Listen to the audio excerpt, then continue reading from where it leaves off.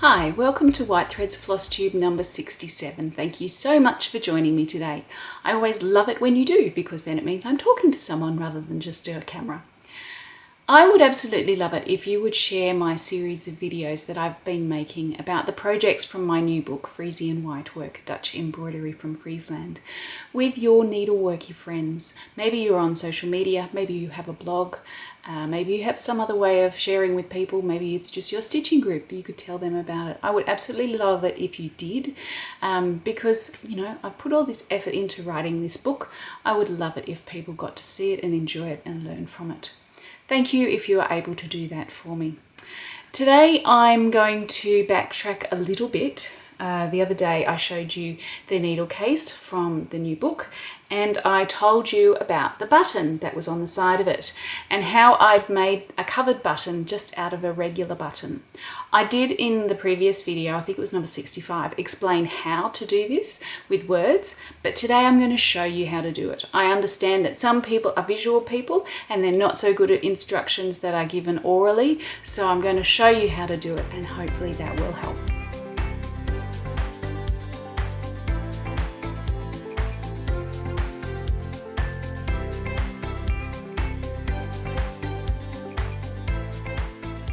So today I'm going to show you a demonstration of how to make a button like the one on the side of my needle case from my forthcoming book, Frisian Whitework, Dutch Embroidery from Friesland. So I wanted a button to go on the side here so that I could use that as a clasp for the needle case. And I didn't like the sorts of buttons, well, I wanted to have a fabric coloured button, but I didn't like the ones that you can normally find. So this is a typical fabric covered button which has a front section and a back section. The back section usually has quite a big shank and the front section gets covered by the fabric and then you press the back section into it. But what I didn't like about that was the shank that was going to sit out too far from the edge of my needle case. So I really didn't want one like that. And I was looking through my grandmother's box of white shirt and trouser buttons to see if there was anything suitable in there that I could use. And I came across a little fabric covered button which was just perfect for what I wanted. Now this has actually been taken apart. This is the one that I found and I liked it so much that I thought, well, I'll take that apart and see how it's made. So what it is it's got fabric over the front. I undid the gathering at the back and opened it out, and you can see that there is just a regular button in there. There is a little bit of lining which I haven't used in my button, and then there is the main fabric which has a tiny hem turned over which both layers are sewn through for the gathering. The button itself has a concave back to it so that when all of the gathering goes together it sits into that concave back. So I really liked the way that was made and I thought, well, I could do that myself. So that is the process that I used to make my button here. And I did explain it in a previous video on the actual needle case. I explained it with words and today I'm going to show you with actual makings because some people are visual. So what I have here is I have just a regular button. I'm going to do it a bit bigger than the previous one because that was quite small and quite fiddly. So if I do it with a bigger one, that will hopefully help you. This is just a very flat button and it's flat on one side. It's slightly concave on that side. So I'll make the back, that's the back. This is another button that I found.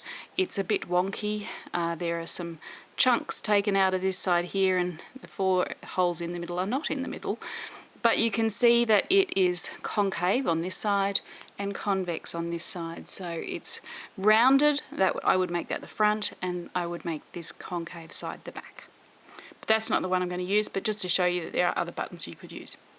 So I'm going to use this one. I have cut out a piece of fabric just roughly.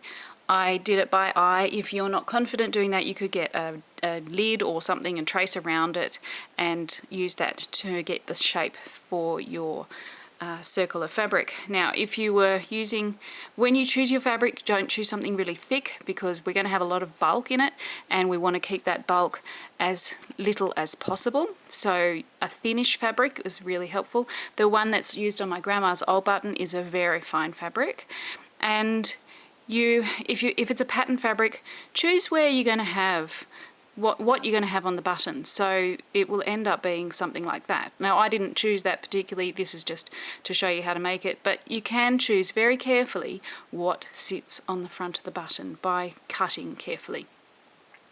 So the process from here is we're going to fold in a little bit of edge and bring it to over the back of the button. Now what we don't want is to have a big fold, because if we have a big fold we'll have extra fabric sitting around the side of the button and that will make it more bulky. We also don't necessarily want our fold to come right to the center, because if it does, we're having all of our bulk right in the center back of the button, and all of those tiny little folds actually do add up to a lot and there will be bulk there. So if it's a little bit further out than the center of the back of the button, that's just fine and will be helpful. So it can be hard to get the fold right amount. So what I've got here is a sew line fabric pencil. I've got the white lead in and I'm just going to draw my fold line onto my fabric. It doesn't need to be really obvious, it just needs to be there. And this sort of pencil, you can rub it off with the eraser on the end of the pencil, or you can wash it out. Now we will need to do neither of those here because just the process of putting it together, this will rub off the fabric. So that's a basic line to help guide me as I make my stitching. So I have a needle and thread here, and what I'm going to do is I'm going to fold along that fold line like that. Now I'm going to bring my needle from the front through both layers of that fabric. The thread doesn't need to have a knot, it shouldn't have a knot, so just leave it hanging like that, and then we will go around, whoops, nearly pulled that through, and get things out of the way. They're all getting caught. We're going to just make a little running stitch around the edge, folding the edge fold in along the line that I have drawn, and this will become our gathering and it will gather the back of the button. So just keep folding in. Oops, I went round the wrong side. Come on, come back through, thank you. I need to make my stitch from this side this time.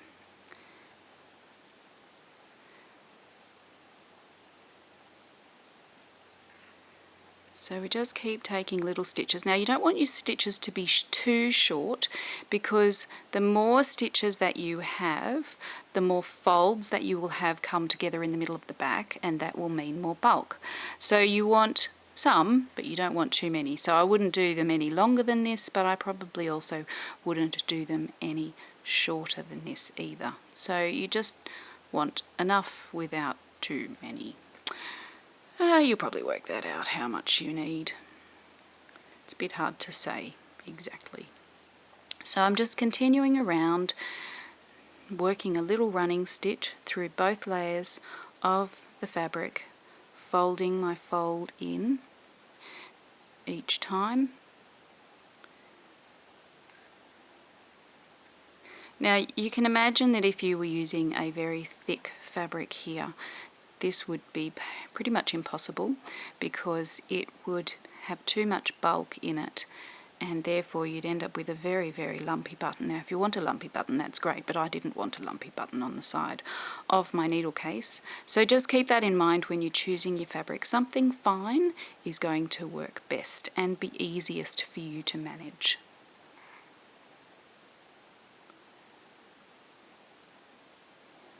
And if it's something that frays easily, you might want to put fray stop right around the edge of the fabric first before you start doing your gathering. Just keep in mind though that fray stop can become a little bit stiff and rigid, and that might make it difficult for you to then gather up at the end. So if you're going to do that, I would try it first to see whether that's going to be successful or not. I'm not guaranteeing that it is, so don't take my word for that. These are just suggestions that you might want to try out. If that doesn't work, then I would say choose a different fabric that's not going to fray so much, because as you can see, we're working with a raw edge for quite some time here, and if it's fraying that whole time we're folding in our edge, then it's going to just be a nightmare. And don't put yourself through a nightmare unnecessarily.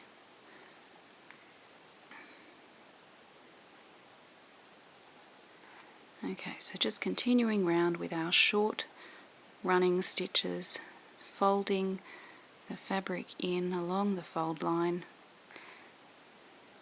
If you don't get it exactly on the fold line, that's okay. It's just more to guide you. I have tried doing this before without using a fold line, and you end up folding in too much all the time, I find. You may have noticed that on the button that I showed you, that was my grandmother's, there was actually a very small fold in for the fabric. So what you could do, in fact, is to, and this is just a suggestion again, I don't know if it's going to work, you could make your stitching and then cut it away as well. Okay, so we're back to the beginning again, and now what we need to do is put our button in. You can see that the button sits clear of the raw edges, which means when we fold it in, the raw edges aren't going to go around the side of the button and make it any bigger. Now we're just going to tighten that around the button. It's not necessarily going to be easy, so just keep pulling and keep pulling and keep pulling. Okay, that wasn't too bad. Now the thing we need to do, we'll just turn it over and have a look at the back. So that's what we're going to see on the front of the button.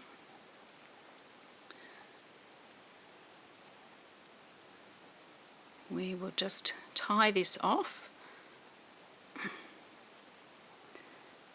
And it can be quite a difficult thing to do. I'm going to move you out of the way.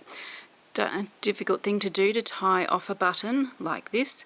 You need to have it quite tight, but you also don't want to pull so tightly that you break your thread.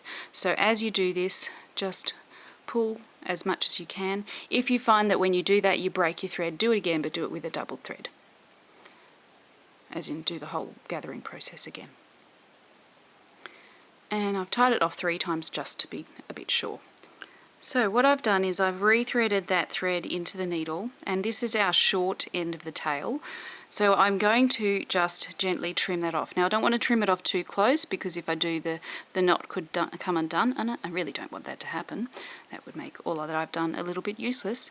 And now from here what we want to do is we want to take stitches across the back with that thread, and this will help to tighten up the fabric over the front of the button, but it will also help to flatten down the back. So at the moment it's quite high, but as we stitch we will flatten that down and we'll make it a bit tighter. So I'm just going to go around from side to side and pull that in tighter. This is not me fixing a mistake. This is the process that I want to use. It's the process that was used on the other button. You can't tell that though, because I've taken it all off.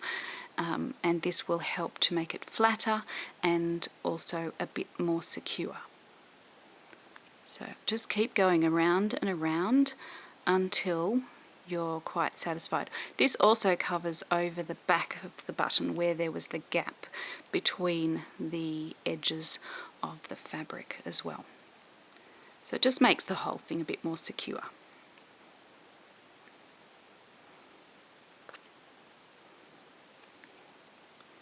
Now there's no limit to the number of times you can go round and round doing this. Just keep going until you're satisfied with how it looks. One thing that you don't want to do is be rushing. Rushing tends to mean that people are impatient and they don't put the amount of time and effort into getting a good result. If you've put so much work into making your embroidery beautiful, then why not take the time to finish it well as well? There's no point in rushing. You'll only make mistakes and have a substandard result. Okay, so that's looking quite good. You can see that that's flattened down the back quite a bit. Oh, that's in the way, you can't tell. It's quite a bit more flat. I had hoped to get that into my stitching. That's the tail that I chopped off. So what I do is I'll now finish off my thread with a couple of back stitches, and I'll get that tail in as I go. Fold it in, there we are.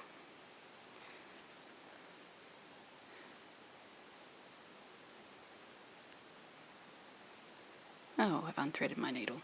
Okay, so I've re-threaded my needle now, and I'm just going to continue doing a few back stitches over the one spot, and then I will take my needle through, whoops, the back of some of that stitching and bring it out further across. It's quite dense, difficult to get it through. Oops, stuck on my scissors.